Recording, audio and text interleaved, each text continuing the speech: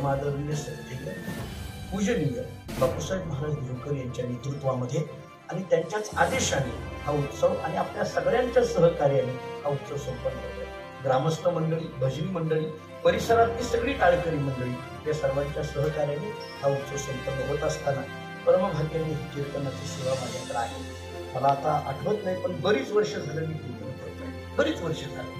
खरं तर एखाद्या गावाला, एखाद्या महाराजाला इतक्यादा बोलवणं हे सुद्धा अलीकडच्या काळात फार कठीण आहे. असं कोणी आता एकाच लोक आता असे झाले, महाराज बदला असं म्हणतात. जरा बदला, आता नवीन नवीन महाराज आणा म्हणतात. ते आवाजावर सुद्धा बोलत नाहीत, अरे तुरे बोलतात.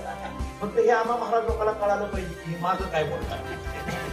पण आपल्या संदर्भात याचं कारण आहे हे प्रासादिक गाव आहे, फळपरंपरेची गाव आहे. फळपरंपरेच्या कीर्तन पद्धती आणि अवांतर कीर्तन पद्धती आज समाजामध्ये काय चाललंय हे आपल्याला चांगलं माहित आहे. परंतु आपण एका फळ परंपरेतून, प्रासादिक परंपरेतून चालू आहे आणि जगद्गुरु तुकोबाराय कानोबारायांचा आशीर्वाद आपल्या पाठीशी आहे. भगवान नरसिंहाचं अधिष्ठान आपल्या जवळ आहे आणि अत्यंत श्रद्धेने, भावनेने आपण सगळे एकत्रित येऊन हा कार्यक्रम करत आहोत. एकत्रित येऊन आणि एकरूप एकत्रित येऊन एकरूप हो.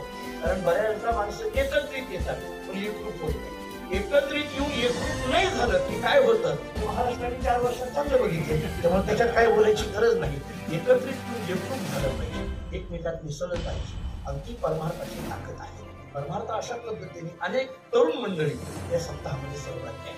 मला त्याचं एक कौतुक वाटतं आणि या भागातली 2 कौतुक मला जी नेहमी बोलत आलोय, आता ह्या सगळ्या मंडळींना माहिती आहे. या भागामध्ये कधीही कीर्तनाला आलो तरी सहजासहजी 100 टाळकरी उभा राहतील असा हा भाग आहे. कधी कुठल्याही गावाला जाऊ द्या, सहज अगदी कोणाच्या वर्षश्राद्ध पुण्यतिथीचं जरी कीर्तन असलं तरी 70-80 टाळकरी सहज उभा राहतील असा हा भाग आहे. म्हणजे ही एक